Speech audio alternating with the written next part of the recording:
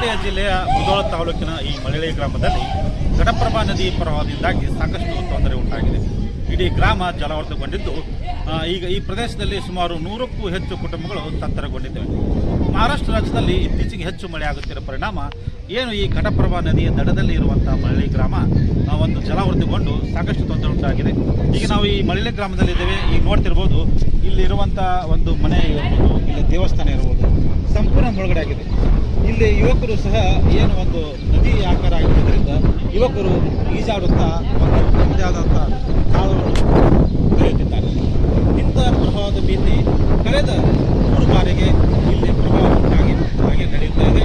ಆದರೆ ಶಾಶ್ವತ ಕ್ರಮ ಮಾತ್ರ ಇಲ್ಲ. ಈ ಗ್ರಾಮದಲ್ಲಿ ಏನು ಸುಮಾರು 100ಕ್ಕೂ ಹೆಚ್ಚು ಕುಟುಂಬಗಳು ಈಗ ಈ ಜಲಾವೃತಗೊಂಡಿದ್ದಾರೆ. ಅವರಿಗೆ ಗಂಜಿ ಕೇಂದ್ರ ಸಹ ಮಾಡಲಾಗಿದೆ. ಅದೇ ರೀತಿಯಾಗಿ ಗ್ರಾಮ ಈಗ ಒಂದೆಡೆ ಸಂಚಾರಕ್ಕೂ ತೊಂದರೆ ಉಂಟಾಗಿರುವ ನಿಟ್ಟಿನಲ್ಲಿ ಪರ್ಯಾಯವಾಗಿ ಮೊದಲೇ ಇದೊಂದು ಸೇತುವೆ ಅಂದರೆ ಪಾದಯಾತ್ರೆಗಳು ಸಂಚಾರ ಮಾಡುವಂಥ ಸೇತುವೆ ಸಹ ಇಲ್ಲಿ ಮೊದಲೇ ನಿರ್ಮಾಣ ಮಾಡಿದೆ. ಹೀಗಾಗಿ ಅದೊಂದು ಅನುಕೂಲ ಆಗಿದೆ. ಏನು 3 ಬಾರಿಗೆ ಈ ಭಾಗದಲ್ಲಿ ಪ್ರವಾಹ ಉಂಟಾಗಿದೆ.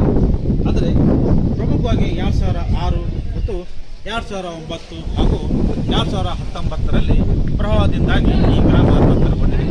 ಆದರೆ ಏನು ಯಾವುದೂ ಸಹ ಒಂದು ಶಾಶ್ವತ ಪರಿಹಾರ ಆಗಿಲ್ಲ. ಇತ್ತೀಚೆಗೆ ಸಚಿವರು, ಶಾಸಕರು ಹಾಗೂ ಅಧಿಕಾರಿಗಳು ಬಂದು ಭೇಟಿ ನೀಡಿ ಹೋಗ್ತಾರೆ.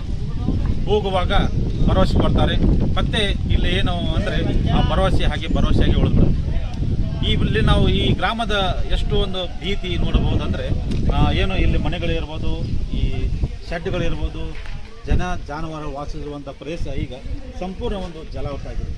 ಇದರಿಂದ ಸಾಕಷ್ಟು ಕುಟುಂಬಗಳು ಸಹ ಒಂದು ತೊಂದರೆ ಆಗಿದೆ. ಈಗ ಇಲ್ಲಿ ನೋಡ್ತಿರ್ಬೋದು, ಇದು ನಾವು ಪ್ರಮುಖವಾಗಿ ಈ ಗ್ರಾಮದ ಪ್ರಮುಖ ಒಂದು ಸರ್ಕಲ್ ಇದೆ. ಆ ಸರ್ಕಲ್ ಕೂಡ ಜಲಾವೃತ ಆಗಿದೆ. ಜನಕ್ಕೆ ಒಂದು ಸಂಚಾರಕ್ಕೆ ತೊಂದರೆ ಉಂಟಾಗಿರುವ ಪರಿಣಾಮ ಸಾಕಷ್ಟು ತೊಂದರೆ ಸಹ ಆಗುತ್ತಿದೆ. ಏನು ಇದನ್ನೆಷ್ಟು ಭೀಕರತೆ ಅಂತ ಘಟಪ್ರಭಾ ನದಿಯಿಂದಾಗಿ ಈ ನೀರು ಉಕ್ಕಿ ಹರಿದ ಪರಿಣಾಮ ಈ ಭಾಗದಲ್ಲಿ ಸಂಪೂರ್ಣ ಜಲಾವೃತ ಆಗಿಬಿಡ್ತದೆ. ಇದ್ರ ಜೊತೆಗೆ ಅಕ್ಕಪಕ್ಕ ಬೆಳೆ ಇರುವಂಥ ಏನು ಒಂದು ಕಬ್ಬು ಬೆಳೆ ಇರ್ಬೋದು, ಮೆಕ್ಕೆಜೋಳ, ಅರಿಶಿನ, ಹೀಗೆ ವಿವಿಧ ಬೆಳೆಗಳು ಸಹ ಸಂಪೂರ್ಣ ಜಲಾವೃತ ಆಗಿ ಇಲ್ಲಿ ಬೆಳೆದಂಥ ರೈತರಿಗೆ ಸಂಕಷ್ಟ ಆಗಿದೆ. ಗ್ರಾಮದ ಪಕ್ಕದ ದಡದಲ್ಲೇ ಈ ಘಟಪ್ರಭಾ ನದಿ ಇದೆ. ಪ್ರವಾಹದಿಂದಾಗಿ ಇಡೀ ಗ್ರಾಮಕ್ಕೆ ನೀರು ನುಗ್ಗಿ ಹೋಗಿದೆ.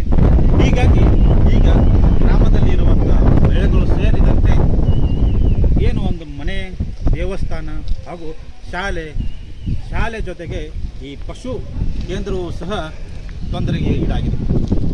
ಹೀಗಾಗಿ ಇದು ಎಷ್ಟೊಂದು ಈ ಬಾರಿ ಮತ್ತೆ ಪ್ರವಾಹದ ಭೀತಿ ಉಂಟಾಗುತ್ತೆ ಎಂಬುದನ್ನು ನಾವು ಇಲ್ಲಿ ವೀಕ್ಷಣೆ ಮಾಡಿದರೆ ನಮಗೆಲ್ಲ ಅರ್ಥ ಆಗಿಬಿಡ್ತದೆ.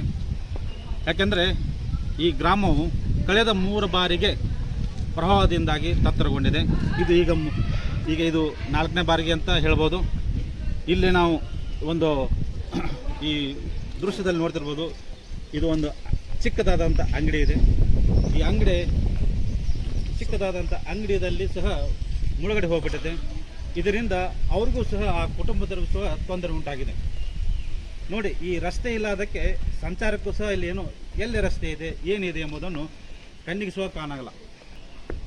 ಮನೆ ಇದೆ, ಈ ಮನೆ ನೋಡ್ಬೋದು, ಸಂಪೂರ್ಣ ಮುಳುಗಡೆ ಆಗಿದೆ. ಮನೆಯಲ್ಲಿ ಇರಲಿಕ್ಕೆ ಸಾಧ್ಯ ಇಲ್ಲ. ಮನೆಯಲ್ಲಿ ತುಂಬ ನೀರು ಹೋಗ್ಬಿಟ್ಟಿದೆ. ಈಗ ಆ ಮನೆಯವರು ಈಗ ನೆರೆ ಕೇಂದ್ರದಲ್ಲಿ, ಕಾಳಜಿ ಕೇಂದ್ರದಲ್ಲಿ ವಾಸ ಮಾಡುತ್ತಿದ್ದಾರೆ.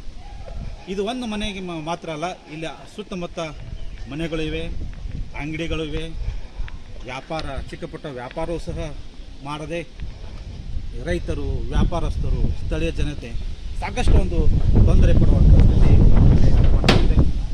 ಅದರ ಜೊತೆಗೆ ಇಲ್ಲಿ ಗ್ರಾಮ ಪಂಚಾಯತಿ ಕಟ್ಟಡವೇ ಮುಳುಗಡೆ ಆದ ಬಳಿಕ ಇನ್ನು ಜನರು ಏನು ಮಾಡಲು ಸಾಧ್ಯ? ಪ್ರಮುಖ ಈ ಗ್ರಾಮದಲ್ಲಿ ಆಡಳಿತ ವ್ಯವಸ್ಥೆ ನಡೀಬೇಕಾದ್ರೆ ಗ್ರಾಮ ಪಂಚಾಯತಿ ನೀರಿನಲ್ಲಿದೆ. ಪ್ರತಿನಿತ್ಯ ಜನರು ಸಾವಿರಾರು ಕೆಲಸದಲ್ಲಿ ಈ ಗ್ರಾಮ ಪಂಚಾಯತಿಗೆ ಬರಬೇಕು. ಆದರೆ ಗ್ರಾಮ ಪಂಚಾಯತಿ ನೀರಿನಲ್ಲಿದೆ. ಹೇಗೆಲ್ಲ ಹೋಗೋದು, ಏನೆಲ್ಲ ಮಾಡೋದು? ಇದು ಪೋಸ್ಟ್ ಆಫೀಸ್. ಈ ಪೋಸ್ಟ್ ಆಫೀಸ್ ನೋಡ್ಬೋದು, ಸಂಪೂರ್ಣ ಜಲಾವೃತಗೊಂಡು ಬಿಟ್ಟಿದೆ. ಪೋಸ್ಟ್ ಆಫೀಸ್ಗೆ ನೀರು ನುಗ್ಗಿ ಎಲ್ಲ ಪ್ರಮುಖವಾದ ದಾಖಲೆಗಳು ಇರ್ತವೆ. ಈ ಥರ ಆದರೆ ಏನು ಮಾಡೋದು ಅನ್ನುವ ಚಿಂತೆ ಸಹ ಅಧಿಕಾರಿಗಳು. ಇದು ಪಶುಸಂಗೋಪನಾ ಇಲಾಖೆಯ ಪಶು ಆಸ್ಪತ್ರೆ. ಈ ಆಸ್ಪತ್ರೆಯು ಸಹ ಕಟ್ಟಡ ಸುಸಜ್ಜಿತವಾದ ಕಟ್ಟಡ ಇದ್ದರೂ ಸಹ ನೀರಿನಲ್ಲಿ ಮುಳುಗಡೆಯಿಂದಾಗಿ ಒಂದು ಸಾಕಷ್ಟು ತೊಂದರೆ ಉಂಟಾಗಿದೆ. ಹೀಗೆ ಈ ಮಳಲಿ ಗ್ರಾಮ ನೋಡಿಬಿಟ್ರೆ ಈ ಘಟಪ್ರಭಾ ನದಿಯ ಪ್ರವಾಹ ಎಷ್ಟೊಂದು ಭೀಕರವಾಗಿದೆ, ಏನೆಲ್ಲ ಒಂದು ತೊಂದರೆ ಉಂಟಾಗುತ್ತದೆ ಎಂಬುದನ್ನು ನಮ್ಮ ಕಣ್ಣು ಮುಂದೆ ಪ್ರತ್ಯಕ್ಷ ನೋಡುವಂತಾಗಿದೆ. ಇದು ಮಳಲಿ ಗ್ರಾಮ ಪಂಚಾಯತಿಯ ಒಂದು ಕಟ್ಟಡ ಇದೆ. ಆ ಕಟ್ಟಡ ಸಹ ಮುಳುಗಡೆಯಿಂದಾಗಿ ಎಲ್ಲ ಸ್ತಬ್ಧವಾಗಿದೆ. ಹೀಗೆ ಈ ಪ್ರತಿ ವರ್ಷ ಅಥವಾ ವರ್ಷ ಬಿಟ್ಟು ವರ್ಷಕ್ಕೆ ಬರುವಂಥ ಪ್ರವಾಹದಿಂದಾಗಿ ಶಾಶ್ವತ ಕ್ರಮ ತೆಗೆದುಕೊಳ್ಳೋದು ಅಗತ್ಯವಿದೆ.